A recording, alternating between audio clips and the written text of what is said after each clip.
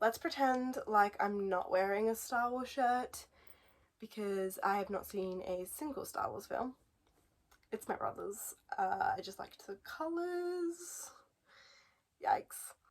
Hey everyone, it's Isabella. Welcome back to my channel, or welcome to my channel if you're new. Today we are filming my mid-year reading check-in, also known as the Freakout tag. I have already filmed this. I edited it. It was great. I loved it. And then I deleted everything. So I don't know how I did it. No idea. But we're refilming it. I'm kind of sad, but it's fine. Totally not salty or anything. It's fine. It actually worked out okay because I have some new books that I literally got like yesterday that I'm really excited to talk about. So I can talk about them, and it's still technically June when I'm filming this, so it counts. I'm gonna just get straight in because I'm not gonna lie to you, some of these I did end up putting a few books rather than just one because I can't pick. Like the first question, which is what is the best book you've read so far in 2022? This is like, why would you ask me that? But I do actually, I narrowed it down to two, because I do feel like this year I've read a lot of good books, but none of them have just been like outstanding. Like last year I had so many like amazing favorites that it was just incredible, but this year it's more like 4-star reads. Like I like them, but they're not like my favorite ever. So the two that I have, I think I gave them both 5 stars. They're not like life-changing, but actually I did really like them. Maybe they are life-changing a little bit.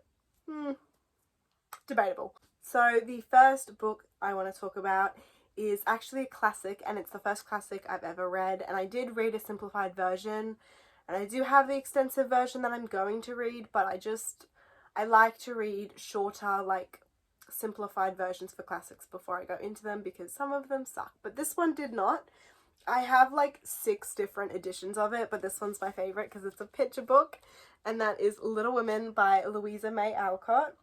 I love this so much. The movie adaptation with Timothée Chalamet, oh my goodness, that is the best adaptation ever. Not quite as good as Hunger Games, but like it is up there. Timothy slayed that role. Like he owned it. Like I've never in my life watched something and like thought to myself like no one could do that role better. Like Timothy killed it. He played Laurie and he was just fantastic. This book is kind of hard to explain, so I'm not going to go into detail, but it's essentially about 4 sisters. We're following each of them. They have very, very different personalities. My favorite is Jo, but like I feel like that's everyone's favorite. Jo's like the tomboy one, you know, like she's the one that doesn't want to wear the dresses and, you know, the classical cliche tomboy. That's Jo, but like she's so funny. I love her. But yeah, I just really enjoyed myself with this, and considering it's also the first classic I read, I'm just so happy that it was actually good because it made me want to read more classics. The next book I want to talk about is actually a thriller, and I have not read many this year, but last year I read tons and tons of thrillers.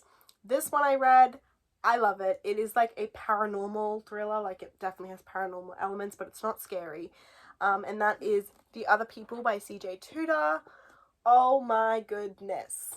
Oh my goodness. If you like thrillers, I cannot stress this author enough. Like I've read a few of her works. Unreal. This book was probably my favorite that I've read so far.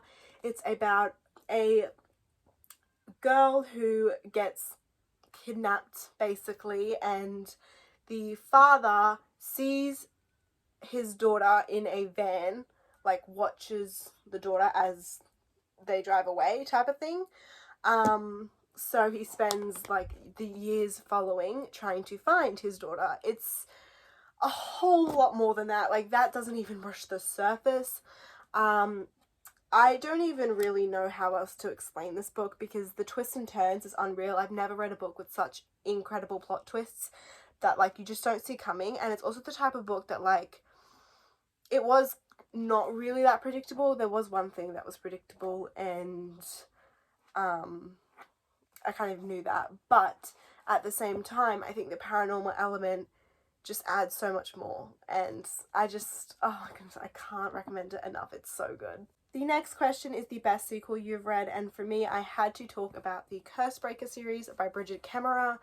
Bridget Kemmerer is one of my favourite authors of all time. I adore her works. I did also read Defy the Night this year and I loved it. Did I read it this year or last year? When did it come out? I don't even know. I read it when it first came out. I think I read it last year actually. Anyway, I think the third book I read in January and the second book I read in December. So I'm not really sure if that counts, but it's kind of the only series that stands out to me that I've read like the second and third book and just I loved it. The series is pretty popular. Like, I feel like if you haven't heard of this series, are you living under a rock? I'm kidding, kind of. But it follows, it's a Beauty and the Beast retelling. However, the Beauty and the Beast retelling is kind of only in the first book. Like, I feel like the second and the third kind of steer away from the retelling. Like, it's still there, but very light. But it's just incredible. It's multi-POV, which I think, oh my goodness. Like, I loved it. If this wasn't multi-POV, it would not have been as good. I can tell you that for a fact. I loved everything. And the character development with these characters was also fantastic. Next question is no release you haven't read yet but want to, and that for me is Book Lovers by Emily Henry. This has also been everywhere. Are you noticing a theme? Yeah. I'm not going to read this anytime soon. I do want to wait until the hype dies down a little bit because I have noticed when I read books that are like in the midst of their hype, I just don't enjoy them. I don't know why. Probably the unrealistic expectations. But this follows two, are they both literary agents or no? So Charlie's an editor and Nora is a literary agent. So they both work with like books and stuff, which is automatically a yes. Love it. But yeah, I really enjoyed Beach Read. I haven't read People We Meet on Vacation yet because I don't know, I'm just scared. So I will read this eventually, probably in the summertime, which is like at the end of the year because I live in Australia. Okay, I've just fixed the camera up. I feel like you slid down. I apologize. Next question is most anticipated release for the second half of the year, and for me it would have to be It Starts With Us by Colleen Hoover. This is a prequel to It Ends With Us, which I loved. I'm not gonna lie, I'm a little bit nervous to read this because a part of me does think that It Starts With Us didn't need a prequel. Not gonna lie, I just think it was good how it is, so I am a little nervous. I hope it's good. I believe we get more of Atlas in this book, which is also very exciting because I love Atlas. Next question is biggest disappointment, and for me, that had to be I Kissed Shara Wheeler. I read this at the start of the month and I have already unhauled it because I did not like it at all. I didn't even want it on my shelves. I gave it 2 stars. I loved One Last Stop, so I was so excited for this, but I just did not vibe with it at all. I didn't like the characters one bit, like any of them really. I'm going to talk more about it in my wrap up just because I don't want this video to be really long, but I just did not like it. I haven't heard any bad reviews about this book, so I don't know, I feel a bit left out. I don't know what I missed, but I did not like it. The writing was good, but I do think maybe the fact that it was YA, because One Last Stop is not YA, I don't think, or at least it's not written like it. I don't know, I'm trying to think of reasons, but I just did not like it. On the opposite end of the spectrum, we have Biggest Surprise, and for me, this had to be The X Talk by Rachel Lynn Solomon. I heard so many negative reviews about this book. People said that Weather Girl by this author was a bit better. I haven't read it yet, it is on my shelf, but I picked this up with very low expectations and I really enjoyed it. I gave it 4 stars. It follows 2 work colleagues that work on a radio station, and they basically create this podcast talk show thing where they pretend to be exes and kind of talk about their fake relationship. So it's like fake dating, but fake ex dating, which is like my new favorite thing. I love it so much. It's just, oh my goodness. Moving on to my new favorite author, we have Alice Oseman. I was going to pop Heartstopper in with the best sequels, but I decided to put in here instead. I love these series. Book 4 is of course my favorite. It is just so good. They're graphic novels. It does have a Netflix adaptation that is just as good. They did amazing with the casting. It's fantastic. It's just everything I want. I do have some other books of hers that I need to read, But I have to talk about Alice Oseman. She's just that good. Another author that I did already put one of her books in here, but I just have to do another one, that is CJ Tudor. This is The Taking of Annie Thorne. This was the first book by her I read, and I loved it as well. It's so good, very twisty and turny. Fantastic. Again, if you are a thriller like person, reader, you like reading thrillers, life-changing. Life-changing. Like, you have not read a good thriller until you have read CJ Tudor. I love this next question. So it is my newest fictional crush. Where did the book go? I've lost the book. Hang on a second. Here it is. The fine print. Lauren Asher, Rowan. I don't know why people don't like Rowan. I genuinely don't.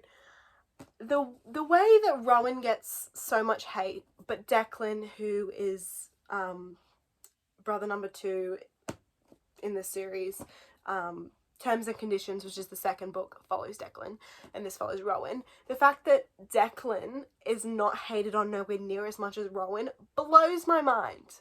Like, what are you guys reading? Are you kidding me? Like, is Rowan toxic? A little. But he is nothing compared to Declan. I genuinely don't know how people like Declan over Rowan.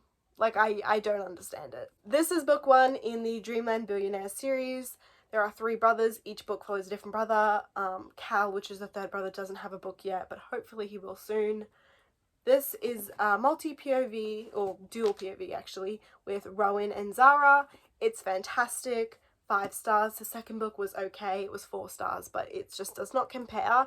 And I do feel like that is a unpopular opinion because everyone loves the second book.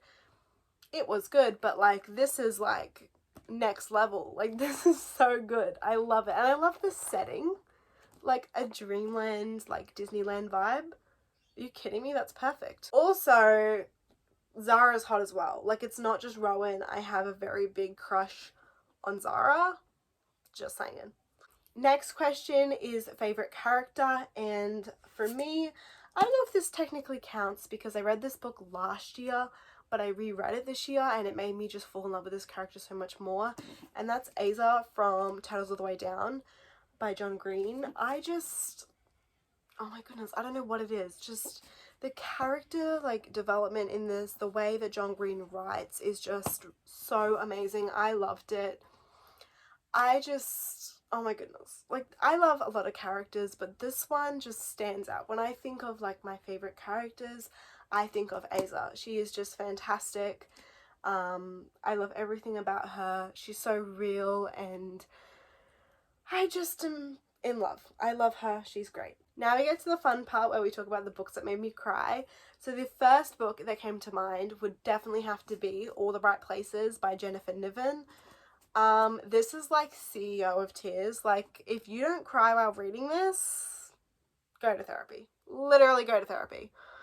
This book deals very, very, very heavily with mental health and mental illness. It follows 2 teenagers that do not want to live anymore, basically, and it's just a whole lot of sadness. It's a whole lot of sadness.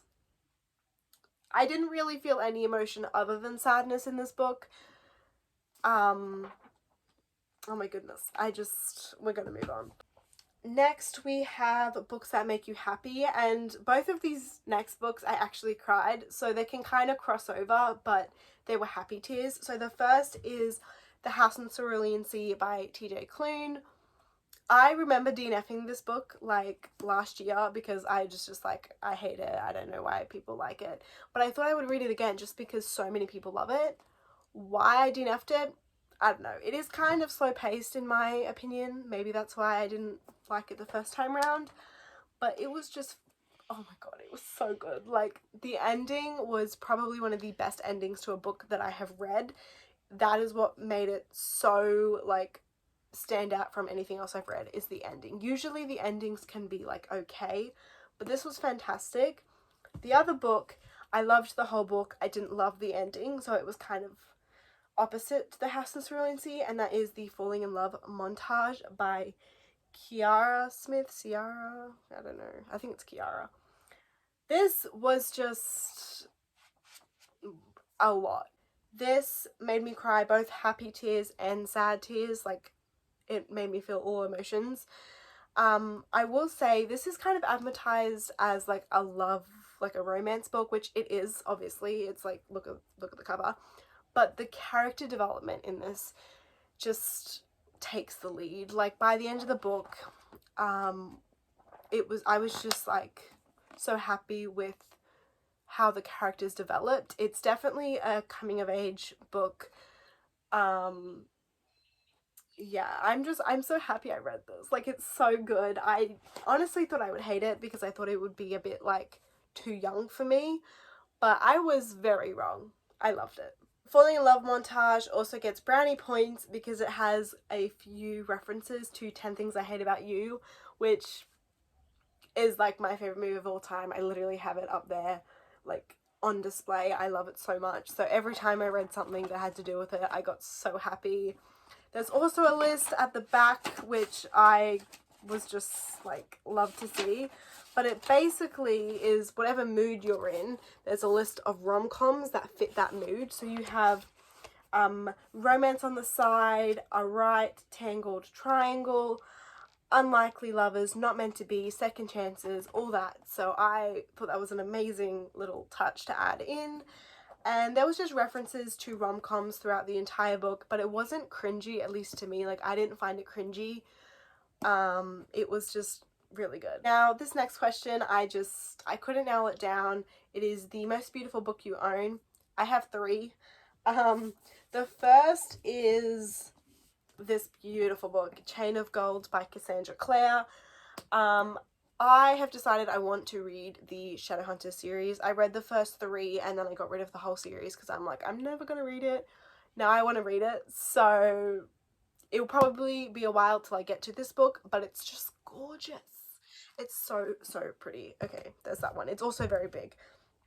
We have The Lost Apothecary by Sarah Penner. I'm keeping this for October because I think it would be a good October read.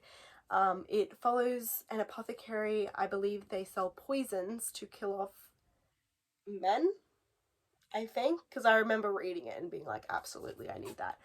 And then this book, which I read for middle grade March, The Book of Stolen Dreams by David Farr. And this is about a very important book that I can't really say much because this book, it kind of gives it away and I don't know what I can say.